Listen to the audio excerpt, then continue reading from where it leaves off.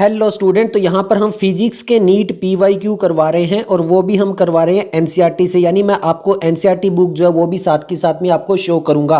और हमारा जो चैप्टर है वो है अल्टरनेटिंग करंट। तो चलिए स्टार्ट करते हैं। सबसे पहले 2019 का क्वेश्चन है, a circuit when connected to an AC source of 12 volt gives a current of 0.2 ampere. The same circuit when connected to a DC source of 12 volt gives a current of 0.4 ampere. The circuit is, यानी क्या है कि यहाँ पे voltage same है but यहाँ पे current अलग अलग आ रहा है। एक बार आ रहा है 0.2 एम्पियर, एक बार आ रहा है 0.4 एम्पियर। 0.2 कब आ रहा है? जब एसी सोर्स के साथ में कनेक्टेड है। और वही सेम सर्किट जब डीसी के साथ में कनेक्ट होता है तो यहाँ पर करंट आ जाता है 0.4 एम्पियर। तो हमसे पूछा है कि ये सर्किट कौन सा है, एलसीआर सर्किट है, एलआर सर्किट है, आरसी सर्किट है या फिर एलसी सर्किट है। तो यहाँ पे हमें बताना है कि इनमें से कौन सी चीज जो है वो यहाँ पे नहीं है, इसीलिए यहाँ पे करंट ज्यादा है। तो आपको बता दूं कि ये जो सर्किट है वो है हमारा एल आर सर्किट। यहाँ पे कैपेसिटर जो है वो डीसी में नहीं लिखता, तो इसी वजह से यहाँ पे जो करंट है वो बढ़ जाता है। क्या ये एनसीईआरटी में दिया हुआ है? तो बिल्कुल एनसीईआरटी में यहाँ पर देख सकते हो AC voltage apply to an series of LCR circuit वाला पूरा पोर्शन दिया हुआ है। जब इसी के अंदर हम आगे पूरा डिटेल में पढ़ते हैं तो यहाँ पे हमें बता दिया जाता है। अब आगे बात करते हैं यहाँ पे सॉल्यूशन की। तो यहाँ पे सॉल्यूशन देख सकते हो। सबसे पहले हमने जो लिया है वो क्या लिया है, एसी सोर्स से लिया। जब एसी सोर्स से जो हमारा करंट निकालते हैं तो वो हमारा वी ओवर जेड आ जाता है। और वी ओवर जेड जेड क्या होता है, इंपेडेंस होता है। इसको सोल्व करके निकालते हैं तो हमारा 12 एम्पियर 0.2 एम्पियर आता है। सेकंड केस में क्या है, डीसी सोर्स है, capacitor would provide in infinite resistance but current is present in the circuit. It means resistance and inductor can be present in the circuit as the current with the AC source and DC source are different, inductance must be present with the resistance. तो इसीलिए हमारा जो answer था वही आएगा कि यहाँ पर हमारा जो सर्किट है वो कौन सा है, एल आर सर्किट है। क्लियर हो गया? ओके, चलिए भैया नेक्स्ट क्वेश्चन की बात कर लेते हैं। तो नेक्स्ट क्वेश्चन जो है वो हमारा 2020 का है। 2020 का क्वेश्चन है, यहां पर बोला है a 40 microfarad capacitor is connected to a 1200 volt 50 hertz जो है एसी सप्लाई है। The RMS value of the current in the circuit. तो आरएमएस यानी रूट मीन्स जो स्पीड है वो हमसे पूछी है सर्किट के अंदर। तो 0.1 एम्पियर आएगी, 2.05 एम्पियर आएगी, 2.5 आएगी या फिर 25.1 आएगी। तो यहाँ पर जो हम इसको सोल्व करेंगे तो हमारे पास आएगा 2.5। अब कैसे आएगा, क्या ये एनसीईआरटी में दिया हुआ? तो दिया हुआ है। यहाँ पर देख सकते हो ये है हमारा एग्जाम्पल 7.4। इसीलिए मैंने बोला एनसीईआरटी शो करा और काफी इंपॉर्टेंट है। एग्जाम्पल और वगैरह जो एक्सरसाइज वगैरह होते हैं यहाँ से क्वेश्चन आता है। तो यहाँ पे देखो, यहाँ पे माइक्रोफेराडे कैपेसिटर, यहाँ पे 220 वोल्ट यहाँ पे सोर्स दिया है। Find the capacitor and the current, RMS and peak दोनों यहाँ पे निकालना है। तो दो कैपेसिटर दिया है, आरएमएस करंट यहाँ पे निकालेंगे। तो इस टाइप से यहाँ पर जो है वो एग्जांपल दिया है, वहाँ पे वैल्यू चेंज करके जो हमसे क्वेश्चन पूछा गया। तो क्लियर हो गया। अब यहाँ पर आईआरएमएस को निकाल लेंगे। यहाँ पर ये हमारे पास में कैपेसिटी दिया है, इसको सोल्व कर लेंगे तो हमारे पास में आएगा 2.5 एम्पियर। सॉल्यूशन आ चुका होगा आपके सामने। चलिए भैया नेक्स्ट जो हमारा क्वेश्चन है वो भी 2020 का है। 2020 का सेकंड क्वेश्चन है, सीरीज है LCR circuit is connected to an AC voltage source when L is removed from the circuit the phase difference between the current and voltage is π/3। यानी अगर हम यहां पर क्या कर रहे हैं, फेज डिफरेंस जब एल को रिमूव कर रहे हैं तो फेज डिफरेंस कितना मिल रहा है, π/3। If instead C is removed, अब एलसीआर सर्किट में से पहले एल रिमूव किया तो यहां पर π/3 आया। जब सी रिमूव कर रहे हैं तो द फेज डिफरेंस अगेन जो है वो π/3 रह रहा है। तो हमसे पावर फैक्टर पूछा है। क्या पूछा है? पावर फैक्टर कितना होगा। अगर L रिमूव कर रहे हैं तो भी π/3 आ रहा है, C रिमूव कर रहे हैं तो भी π/3 आ रहा है। तो हमसे पूछा है 0 होगा, 0.5 होगा, 1 होगा या फिर -1 होगा। तो यहां पर जब इसको सोल्व करेंगे तो हमारे पास में जो पावर फैक्टर आएगा वो आएगा 1। और क्या ये एनसीईआरटी में दिया हुआ है पूरा, यहां पर देख सकते हो power in an AC circuit the power factor पूरा हमारे IVM/Z और यहाँ पर PVM और I/2 यहाँ पे पूरा सारा जो प्रोसेस है वो एनसीईआरटी में दिया हुआ है कि हम कैसे कैसे जो वो पावर फैक्टर निकाल सकते हैं अगर किसी तरह से भी दिया हुआ हो तो ये हमारा एनसीईआरटी में मेंशन किया गया। यहीं पे हमें ये वो लगाना है। सबसे पहले ये tan phi जो है वो tan phi क्या होता है, हमारा फेज डिफरेंस हो गया। जब L को रिमूव करें तो कितना आ रहा है, π/3। C को रिमूव करें तो भी कितना आ रहा है, π/3। तो 1 और 2 में क्या हो गया, XL = XC हो गया। XL = XC हो गया, इसका मतलब क्या हो गया, Z = R हो गया। तो पावर फैक्टर को R/Z होता है तो हमारा कितना आ गया, 1 आ गया। क्लियर हो गया। तो इस टाइप से हमारा पावर फैक्टर निकल के आ गया था। चलिए भैया नेक्स्ट हमारा जो क्वेश्चन है वो 2021 का है। बट आगे बढ़ने से पहले मैं आपको बता दूं कि हम सभी चैप्टर करवा चुके हैं, बायोलॉजी भी, केमिस्ट्री भी और फिजिक्स के भी हमारे लगभग सारे चैप्टर जो है वो हो चुके हैं। चैनल पर प्लेलिस्ट सेक्शन देख लेना, आपको सभी चैप्टर जो वो मिल जाएंगे। इसके अलावा अगर आपको NCERT based test series join करनी है तो डिस्क्रिप्शन में एप्लीकेशन का लिंक है, उसको डाउनलोड करके आप टेस्ट सीरीज ज्वाइन कर सकते हो। तो चलिए भैया स्टार्ट करते हैं। 2021 वाला जो क्वेश्चन है वो है an inductor of inductance L capacitor capacity C, resistance resistor है रेजिस्टेंस आर के साथ में, are connected to in series, सारे के सारे सीरीज में है, to an AC source of potential difference V voltage होता है। पोटेंशियल डिफरेंस कितना है एलसीआर में यहाँ पे 40 volt, 10 volt and 40 volt. The amplitude of the current flowing through LCR circuit जो है वो इतना है। तो इम्पीडेंस पूछा है हमसे, क्या पूछा है, इम्पीडेंस पूछा है, यानी जेड पूछा है हमसे। तो सिंपल देखो यहाँ पर हमारे सामने ये पूरा डायग्राम है, ये देख सकते हो यहाँ पर हमारा जो डिफरेंस है, यहाँ पर एल के सामने सी के सामने 10 है और आर के सामने 40 वोल्ट, इतना डिफरेंस है। हमारा जो वोल्टेज है वो वी है। तो हमसे पूछा है कि इम्पीडेंस यानी जेड कितना आएगा, 5 ओम आएगा, 4√2 ओम आएगा, 5 अपॉन में √2 ओम आएगा या फिर 4 आएगा। तो सबसे पहले देखते हैं कि क्या ये एनसीईआरटी में दिया हुआ है, बिल्कुल दिया हुआ है। यहाँ पे देख सकते हो, यहाँ पे resistor circuit introduction impedance, impedance क्या होता है I M is equal to V M over Z, या फिर इसको क्या लिख सकते हैं V M is equal to I M over Z. और जेड कैसे निकालते हैं, आर स्क्वायर प्लस में एक्स सी माइनस में एक्स एल का होल स्क्वायर अंडर रूट आ जाता है। तो इस टाइप से हम यहाँ पे क्या निकाल सकते हैं, इंपीडेंस यानी जेड निकाल सकते हैं। तो ये एनसीईआरटी के पेज नंबर 245 पे दिया हुआ है, ये वाला फॉर्मूला लगेगा। यहाँ पर हमारे सामने वी एल वी आर और वी सी जो इतना इतना दिया हुआ है। अब वी आर एम एस में हम निकाल लेते हैं, तो ये हमारा वी आर एम एस आ जाएगा 50 वोल्ट, IRMS निकाल लेते हैं, वो हमारा आ जाएगा 10 एम्पियर। तो अब हमें सिंपल जो है वो जेड वाला फॉर्मूला अप्लाई करना है। तो ये हमारा दिया हुआ था, तो यहाँ पे जेड जो है वो V ओवर I आ जाएगा। तो 50 अपॉन में 10 में कितना आ गया, 5 ओम आ गया। तो हमारा जो आएगा वो आएगा 5 ओम। तो हमारा आंसर यहाँ पे कितना बन जाएगा, फर्स्ट वाला बन जाएगा। क्लियर हो गया। ओके भैया, नेक्स्ट क्वेश्चन देखते हैं। अब हम आ चुके हैं वापस, ये 2021 का क्वेश्चन एक और है। ए सीरीज LCR सर्किट दिया गया है कंटेनिंग 5 इंडक्टर दिया गया है यहाँ पर, और इसके अलावा 80 माइक्रोफेराड कैपेसिटर है, 40 ओम रजिस्टर है, connected to an 230 volt variable frequency AC source है। यहाँ पे याद रखना एसी सोर्स है। Angular frequency of the source at which power transfer to the circuit is half the power at the resonance angular frequency are likely to be. तो angular frequency of the source है जहां पर power transfer हो रही है, is the half the power at the resonance, यानी जो resonance पे है उसका हाफ जो है वो एंगुलर फ्रीक्वेंसी आ रही है जब हम पावर ट्रांसफर करें। तो हमसे क्या पूछा गया, कितना होगा यहाँ पे 42 रेडियन पर सेकेंड, 58, 25 या 75, 50 और 25 और 46 एंड 54। तो हमसे पावर ट्रांसफर किस चीज़ में पूछा गया, एक तो एंगुलर फ्रीक्वेंसी सिंपल में पूछा गया और एक रेजोनेंट में पूछा गया, रेजोनेंट एंगुलर फ्रीक्वेंसी पूछा गया। तो यहाँ पे इनमें बताना है। ओके भैया, क्या एनसीईआरटी में दिया हुआ है, एनसीईआरटी में इस टाइप का सेम क्वेश्चन दिया हुआ है। एक्सरसाइज का 7.9 यहाँ पे एलसीआर सर्किट दिया हुआ है, कनेक्टेड टू वेरिएबल फ्रीक्वेंसी है, frequency of the supply equal to natural frequency, what is the average power in the circuit of the one complete cycle. यहाँ पर इस टाइप का क्वेश्चन जो है वो दिया हुआ है। अब इस टाइप के क्वेश्चन में कैसे करते हैं, देखो रेजोनेंस फ्रीक्वेंसी क्या होता है, ओमेगा अपॉन में √L ओवर C, ये होता है हमारा। अब इसमें हम जब इसको वैल्यू पुट करके निकालेंगे तो ये 5 रेडियन पर सेकेंड आ गया।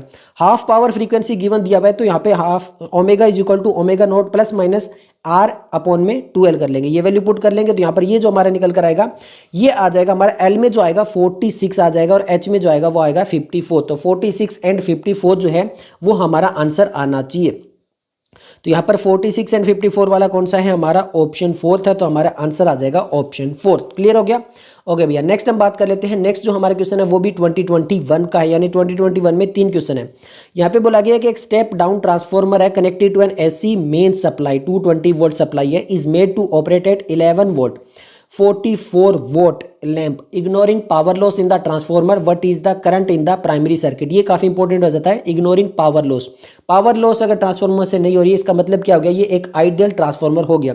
तो हमसे पूछा कि current in the primary circuit में कितना होगा, 4 एम्पियर होगा, 0.2 एम्पियर होगा, 0.4 होगा या फिर 2 एम्पियर होगा। तो सिंपल है, देख लेते हैं क्या एनसीईआरटी में दिया हुआ है। तो एनसीईआरटी में समरी में 10 पॉइंट वाला पूरा ट्रांसफॉर्मर के बारे में दिया हुआ है कि यहाँ पे कैसे स्टेप अप होता है, कैसे स्टेप डाउन होता है, ये सब कुछ यहाँ पर बताया गया है। तो यहाँ पर हमारा V कैसे निकालते हैं, I कैसे निकालते हैं, प्राइमरी अपॉन में सेकेंडरी है, P क्या है प्राइमरी है, S क्या है सेकेंडरी है, ये चीज़ आपको याद रखनी है। सेकेंडरी कोयल, प्राइमरी कोयल वगैरह कैसे निकालते हैं, ये चीज़ हमने बता दिया है। तो यही चीज़ हमें पुट करना है। हमने बताया था कि आइडियल ट्रांसफॉर्मर में input power equal to output power होती है। तो यहाँ पे प्राइमरी की और सेकेंडरी की इक्वल होनी चाहिए, वो गिवन पावर हो गया। तो यहाँ पे 220 इंटू यहाँ पर ये हमें दिया नहीं है, ये कितना दिया टोटल पावर 44 वोल्ट दिया है। तो इसको जब P निकालेंगे तो हमारा कितना आ जाएगा 0.2 एम्पियर आ जाएगा। तो हमारा आंसर कितना आएगा 0.2 एम्पियर आएगा, यानी आंसर आएगा हमारा ऑप्शन 2। क्लियर हो गया। ओके भैया, नेक्स्ट हम क्वेश्चन देख लेते हैं। नेक्स्ट हमारा जो क्वेश्चन है वो है हमारा 2022 का। अब 2022 का क्वेश्चन है peak voltage of an AC source is equal to.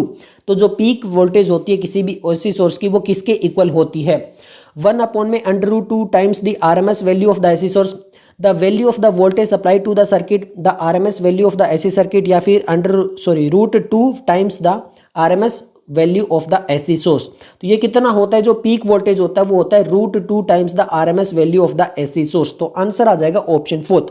अब कैसे आ जाएगा, क्योंकि ये एनसीईआरटी में डायरेक्टली मेंशन है। ये देखो यहां पर लिखा गया, customer to measure the specific RMS value of an AC, for example the household voltage यहाँ पे होता है, an RMS value of a peak voltage is यहाँ पे दिया हुआ है √2V। तो यहाँ पर इस टाइप से हमारा आंसर आ जाता है, प्योरली एनसीईआरटी में दिया हुआ है। ये देख सकते हो, we know the RMS value of, यहाँ पे आ गया, और यहाँ पे E naught is equal to √2 यहाँ हमारे आ गया। तो ये यहाँ पर हमारा एनसीईआरटी में डायरेक्टली दिया हुआ था। ये पेज जो था वो हमारा 236 था, पुरानी वाली 2021 वाली एडिशन के अकॉर्डिंग। क्लियर हो गया। चलिए भैया नेक्स्ट क्वेश्चन देख लेते हैं। नेक्स्ट क्वेश्चन हमारा 2022 का ही हमारा नेक्स्ट क्वेश्चन है। A series of LCR circuit with inductance यहाँ पे 10 दिया हुआ है, कैपेसिटेंस 10 दिया हुआ, वापिस में रेजिस्टेंस 50 दिया हुआ है, is connected to an AC source of voltage यहाँ पे जो है वो 200 sin 100t दिया हुआ है। ये आपको वैल्यू तो आपको पता ही, ओमेगा टी वाई में ओमेगा दिया गया volt. If the resonant frequency LCR circuit जो वो वी नोट है, frequency of the AC source is V, then तो यहाँ पर हमें रेजोनेंट फ्रीक्वेंसी और नॉर्मल फ्रीक्वेंसी जो पूछिए कितनी कितनी होगी, 100 हर्ट्स होगी, या फिर यहाँ पे जो वी नोट है वो 100/π हर्ट्स होगी। दोनों इक्वल होगी 50 के, दोनों इक्वल होगी 50/π के, या फिर यहाँ पर पहली वाली 50/π और दूसरी होगी 50 पे। तो सबसे पहले देख लेते हैं सिंपल, यहाँ पे ये रेजोनेंट फ्रीक्वेंसी कहाँ पे दिया हुआ है, तो यहाँ पर ये दिया हुआ है एनसीईआरटी का जो पेज नंबर 248 के अंदर 2021 वाले एडिशन। रेजोनेंट फ्रीक्वेंसी इस टाइप से निकालते हैं, अंडर रूट में L/C, 1/L/C करके निकालते हैं। तो यहाँ पे रेजोनेंट फ्रीक्वेंसी होती है, तो सिंपल देख लो यहाँ पे ओमेगा L में यहाँ पे अपॉन में ओमेगा C, ओमेगा यहाँ पे निकालेंगे अंडर रूट L/C, ये निकाल लिया, ये 100 आ जाएगा। फिर ये हमारे 2π5 है, एफ नॉर्मल फ्रीक्वेंसी हमारे ओमेगा अपॉन में 2π होती है, तो वो हम वैल्यू पुट कर लेंगे, वी नोट निकाल लेंगे, तो वो भी हमारा 50/π आ रहा है, और ये वाला भी निकालेंगे तो ये भी हमारा 50/π आ रहा है। तो दोनों ही हमारा क्या आ रहा है, 50/π हर्ट्ज आ रहा है। तो हमारा जो दोनों ही 50/π हर्ट्ज आ रहा है, तो इसका मतलब हमारा आंसर आ गया ऑप्शन 3। क्लियर हो गया। ओके भैया नेक्स्ट हम क्वेश्चन देख लेते हैं। नेक्स्ट जो हमारा क्वेश्चन है वो 2023 का है। नेक्स्ट जो क्वेश्चन है वो 2023 का है। इन ए सीरीज एलसीआर सर्किट, इंडक्टेंस दिया है हमारे पास में 10 माइक्रोहर्ट्ज, कैपेसिटेंस दिया है 1, और यहाँ पर रेजिस्टेंस दिया हुआ है 100। The frequency at which resonance occur, तो हमसे वो पूछा है कि कौन सी फ्रीक्वेंसी जहाँ पे रेजोनेंस होगा। 15.9, 1.59, 1.59 ये अलग है, यहाँ पे ये रेडियन पर सेकंड है, और ये किलो हर्ट्ज है, ये याद रखना है, और 15.9 रेडियन पर सेकंड। तो ये चीज़ याद रखना है कि रेजोनेंस अकर किस में होती है। सबसे पहले तो हमें वैल्यू पता होनी चाहिए कि किलो हर्ट्ज में आएगी या फिर रेडियन पर सेकंड में आएगी, ये चीज़ आपको अच्छे से पता होनी चाहिए। ओके भैया सबसे पहले देखते हैं कि यहाँ पर ये किस टाइप का क्वेश्चन है। तो ये एग्जाम्पल 7.9 जैसा है। यहाँ पर एग्जाम्पल 7.8 भी आएगा। एग्जाम्पल 7.8 में वो सारी वैल्यू दी हुई है, और फिर देखो इसका value the frequency at which the resonance occur, omega naught upon में 1/L, और फिर ओमेगा नॉट अपॉन में 2π कर देंगे। तो यहाँ पे इस टाइप से हमें जो वो वैल्यू पुट करनी है। ये हमारा एग्जाम्पल 7.9 है, काफी इंपॉर्टेंट हो जाता है, तो ये आपको याद रखना है कि इस टाइप से भी हमारा डायरेक्टली क्वेश्चन आया हुआ है। देखो यहाँ पर लिया गया है 1/2π/LC, और यहाँ पर ये LC जो वैल्यू पुट कर दिए, तो हमारा है 1.591 किलो हर्ट्ज। ये याद रखना है कि हमारा 1.59 किलो हर्ट्ज आएगा। तो हमारा कौन सा आ जाएगा, 1.59 किलो हर्ट्ज का मतलब ऑप्शन 3 आ जाएगा। क्लियर हो गया। ओके भैया नेक्स्ट क्वेश्चन देख लेते हैं। नेक्स्ट हमारा जो क्वेश्चन है वो है वापिस 2023 का। The net impedance of the circuit, net impedance of the circuit पूछा है।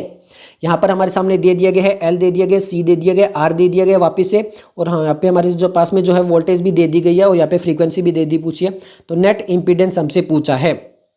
अब एक इंटरेस्टिंग बात बताता हूँ, एग्जाम्पल 7.8, एग्जाम्पल 7.8 में वापस वो देखो पीक वैल्यू दे दी गई है हमारे सामने, LCR में सारा दे दिया गया, R दे दिया गया, L दे दिया गया, C दे दिया गया, फ्रीक्वेंसी भी दे दी गई है। अब देखो the impedance of the circuit पहला ही पूछ लिया है, the find the impedance of the circuit में हमें XL और XC जो है वो वैल्यू पुट करके और फिर उसमें जो फॉर्मूला है वो लगा के करना है। तो यानी एग्जाम्पल 7.8 जैसा ही पूछ लिया था 2023 में, यानी एग्जाम्पल काफी इंपॉर्टेंट हो जाते हैं, दोनों बार एग्जाम्पल टाइप से पूछा गया है। सेम है हमारे सामने L निकाल के फिर XL निकाल लेंगे, C दिया हुआ तो XC निकाल लेंगे, फिर Z के वैल्यू में पुट कर देंगे और हमारे पास में जो आएगा वो आएगा 5√5 ओमेगा। तो हमारा 5√5 ओमेगा वाला कौन सा आ जाएगा, आंसर आ जाएगा ऑप्शन 2।